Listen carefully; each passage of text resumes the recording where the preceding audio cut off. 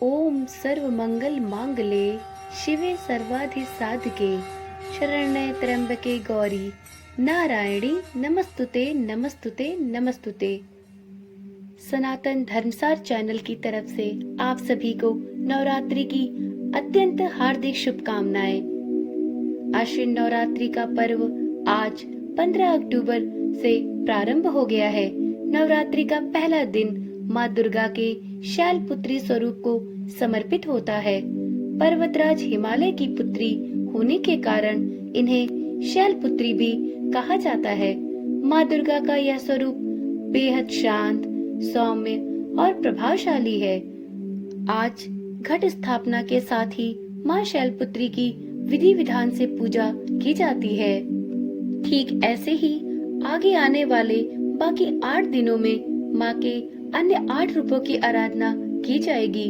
जिस तरह माँ के 9 अलग अलग रूपों की अलग अलग पूजा विधि है, ठीक उसी प्रकार 9 माताओं के 9 विशेष मंत्र और 9 विशेष स्तुतियाँ हैं। आज की वीडियो में हम सभी माँ दुर्गा के प्रथम रूप अर्थात शैलपुत्री माँ के मंत्र स्तुति के साथ ही माँ शैलपुत्री की कथा का श्रवण करेंगे। तो देवी माँ के भक्तों, चलिए सच्चे मन से और पूरी निष्ठा के साथ माँ देवी के इस प्रथम स्वरूप अर्थात शैलपुत्री माँ का हृदय में मनन करते हुए उनकी स्तुति प्रारंभ करते हैं। या देवी सर्वभूतेषु माँ शैलपुत्री रूपेण संस्थिता नमस्तस्यै नमस्तस्यै नमस्तस्यै नमो नमः। प्रतिपदा के दिन माता शैलपुत्री का पूजन, मंत्र जप, स्तुति आदि किया जाता है। मूलाधार में ध्यान करके माँ के मंत्र को जपने से धन धान्य, ऐश्वर्य, सौभाग्य, आरोग्य तथा मोक्ष की प्राप्ति होती है। माँ शैलपुत्री का मंत्र इस प्रकार से है। ओम ऐं ह्रीं क्लीं शैलपुत्रे नमः। वीडियो में आगे बढ़ते हुए अब हम शैलपुत्री माँ की स्तुति और मंत्र के पश्चात शैलपुत्री माँ की कथा का श्रवण करेंगे। भक्तजनों, आप सभी से अनुरोध है कि इस पावन कथा का श्रवण सच्चे मन से और पूरी निश्चिंतता के साथ करें। तो एक बार सभी प्रेम से बोलिए, माँ दुर्गा की जय हो, माँ शैलपुत्री रूप की जय हो। माँ दुर्गा को सर्वप्रथम शैलपुत्री के रूप में पूजा जाता है। हिमालय के यहाँ पुत्री के रूप में जन्म लेने के कारण उनका नामकरण हुआ शैलपुत्री।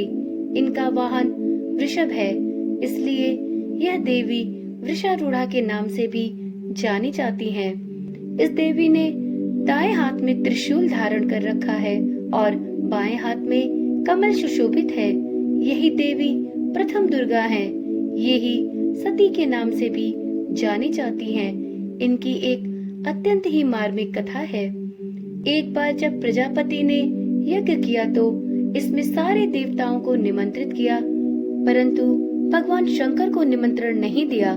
सती यज्ञ में जाने के लिए विकल हो उठी, जबकि शंकर जी ने कहा कि सारे देवताओं को निमंत्रण दिया गया है, परंतु हमें नहीं बुलाया गया। ऐसे में क्या वहां जाना उचित है? परंतु सती का प्रबल आग्रह देखकर शंकर जी उन्हें यज्ञ में जाने की अनुमति दिए बिना नहीं रह सके। सती जब अपने मायके पहुंची तो सिर्फ माँ ने ही उन्हें अपना स्नेह दिया। बहनों की बातों में व्यंग और उपहास के भाव दिखे। भगवान शंकर के प्रति भी ढेरों तिरस्कार का भाव था। पिता दक्ष ने भी उनके प्रति अपमानजनक वचन कहे। इससे सती को अत्यंत क्लेश और दुख पहुंचा।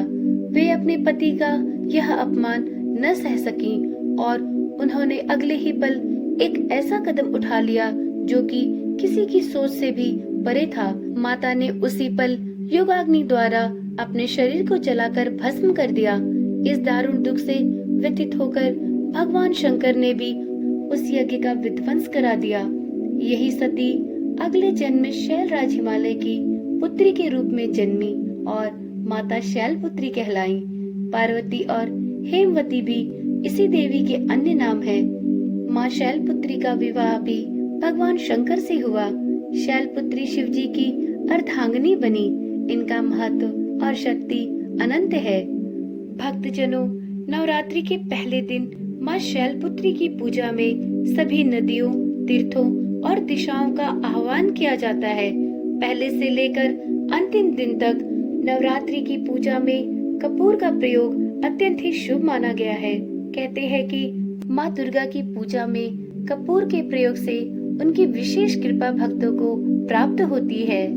मान्यता है कि माँ शैलपुत्री को सफेद वस्तुएं अत्यंत प्रिय हैं, इसलिए नवरात्रि के पहले दिन माँ दुर्गा के शैलपुत्री स्वरूप को सफेद मिष्ठान का भोग लगाएं। इसके साथ ही उन्हें श्वेत पुष्प अर्पित करें और हो सके तो उस दिन श्वेत वस्त्र भी धारण करें, क्योंकि यह रंग शांति और शुद्धता का प्रतीक है।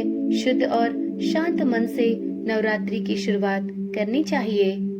माँ शैलपुत्री के सामने घी का दीपक जलाएं, एक लाल चुनरी में 5 प्रकार के सूखे मेवे चढ़ाएं और देवी को अर्पित करें। इसके साथ ही 5 सुपारी एक लाल कपड़े में बांधकर माता के चरणों में चढ़ाएं। पूरे विधि विधान के साथ माँ शैलपुत्री की आराधना एवं तत्पश्चात उनकी आरती करें और पूजा को संपन्न करें। उम्मीद करती हूँ इस प्रकार की वीडियोस आपके लिए बहुत ही लाभदायक होगी, क्योंकि समय के अभाव में प्रायः हम लोग दुर्गा माँ के 9 रूपों की कथा का श्रवण कम ही कर पाते हैं। इसलिए इस चैनल के द्वारा यह प्रयास किया जा रहा है कि हम आपके समय अभाव को जानते हुए आपको 9 दुर्गा के 9 कथाओं को आपके सामने प्रस्तुत करें, जिससे कि आप इन कथाओं का श्रवण करके माँ के 9 रूपों का रसपान कर सके। उम्मीद करती हूँ यह प्रयास आपको अच्छा लग रहा होगा। अगर आपको यह प्रयास पसंद आ रहा है तो कृपया इस चैनल को सब्सक्राइब करें और इसी प्रकार से 9 दिन माँ दुर्गा के 9 रूपों की कथा का श्रवण करें। तो चलिए कल मिलते हैं माँ दुर्गा के द्वितीय रूप अर्थात माँ ब्रह्मचारिणी की कथा के साथ। तो सब प्रेम से बोलिए माता रानी की जय हो, 9 दुर्गा की जय हो। माँ की कृपा सब भक्तों पर बनी रहे। बोल साचे दरबार की जय।